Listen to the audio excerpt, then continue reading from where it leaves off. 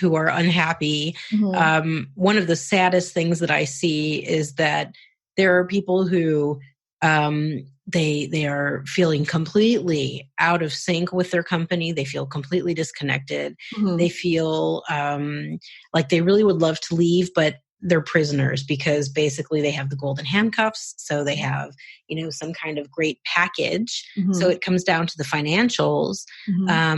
But I can tell you, those people in the long run, they do leave. So whether that's to go to another company, whether that's to go and start their own business, that will only, work for so long. You cannot, imprison somebody at a job.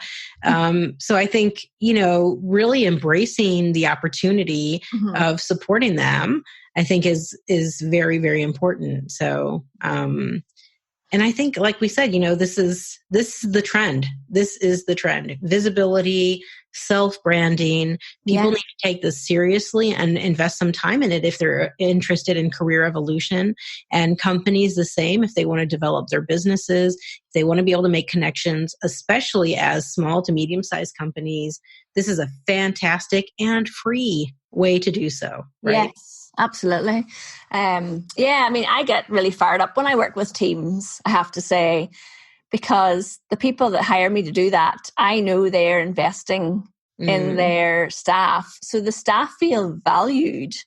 And it's just a really great thing so most the workshops now are, of course, are online. But to be hosting an online training with a team who, but, to be honest, Anita, some of them don't want to be there at the start. Of course, because I have people aren't aware, right? right? Yeah, I'm like, I have to do a LinkedIn workshop. But I, pretty much bring them all around because I do make it interesting and enjoyable as opposed to being dry. And they're like, oh, please, can I turn my video off because I'm way off to make coffee. If you're on an online workshop, guys, and you're turning your video off, we all know that you've nipped out to go and get a coffee. But I just really enjoy that kind of work because it's very obvious that the companies who hire me to do that are investing in their teams, and it's just you can see that through the way the people interact with each other and stuff, and it's a really nice space to be in, I think.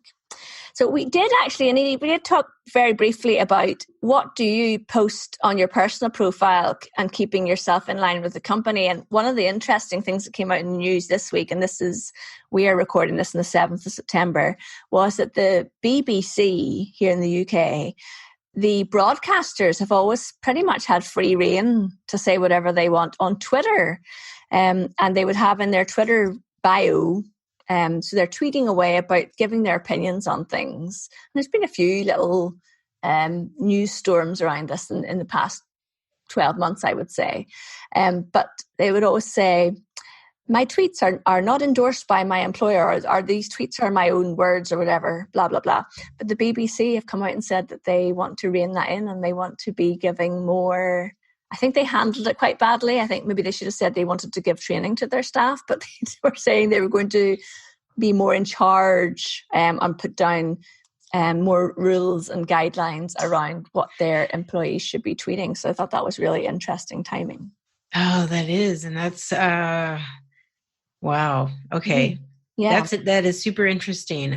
We did have, at one of the organizations that I worked at, we had, when we used Twitter, we had our professional handle.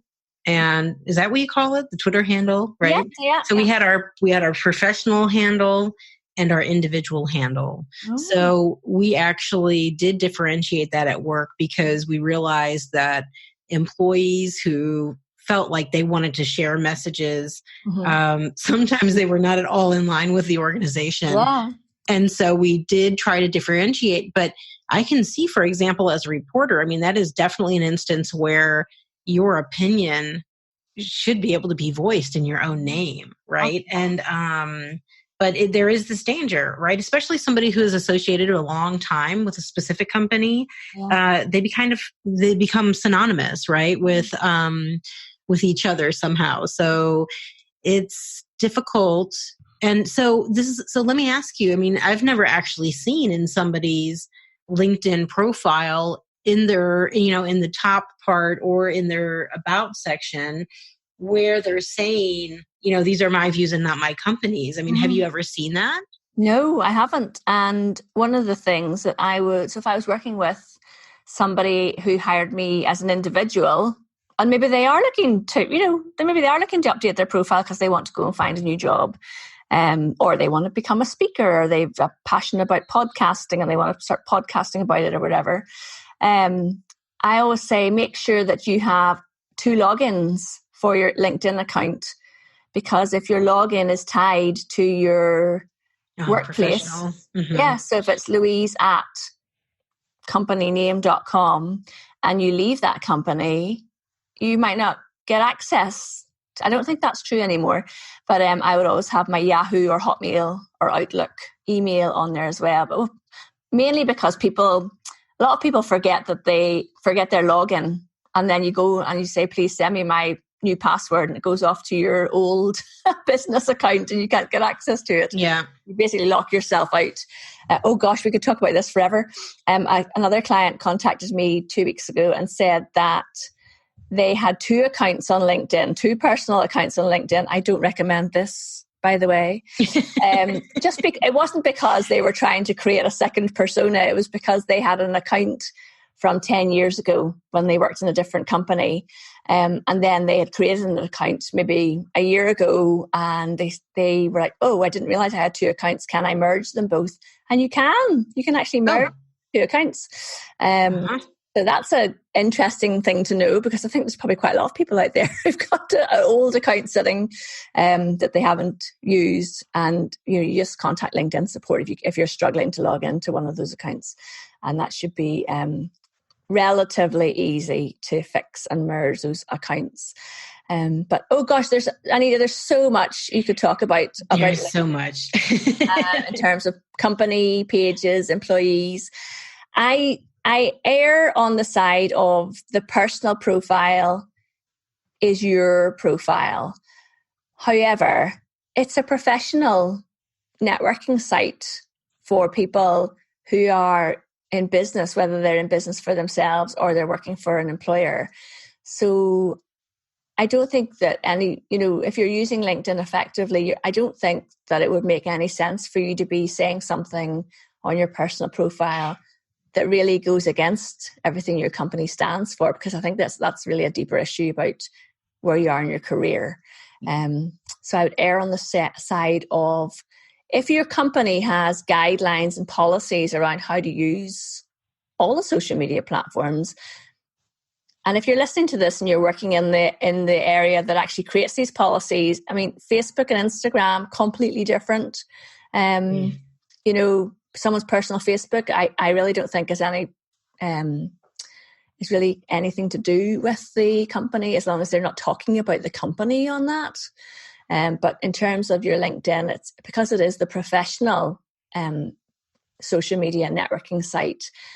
I think that you probably should be following the guidelines that your company is setting for you. As long as, we could just dive into this so much. If you're in this situation, reach out to me and we could come on the podcast and dive into the various issues around this that people would maybe have. But Anita, I think we probably run out of time because we would just talk about this for the next half an hour. Yeah, easily.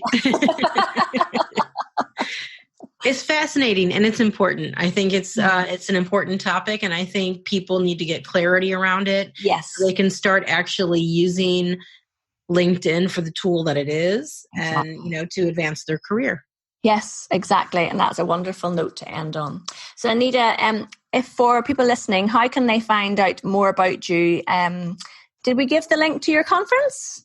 So we did, but I can repeat it here. So the conference, again, is September 21st through 23rd. Yep. It is free, and you can go and register or find more information at www.dreamjobconference.com, and I'd love to have all of you there. And if you would like to reach out to me, you can either find me on LinkedIn, or you can see on my website, www.anitabelitz, ANITABELITZ.com.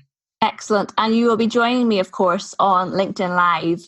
Yes. Anita, and we can dive more into this and take questions. I think this could be a really interesting discussion on LinkedIn Live. So I look forward to getting stuck into that. Me too. Anita, thank you so much for joining me on the podcast today. It's been an absolute pleasure. Thank you so much for having me, Louise. It's been really fantastic. So that was really, Anita and I could have talked really for a lot longer about that whole topic about company pages, employers, employees. It's something I'm really, really finding very interesting working with the corporate clients that I've got at the moment.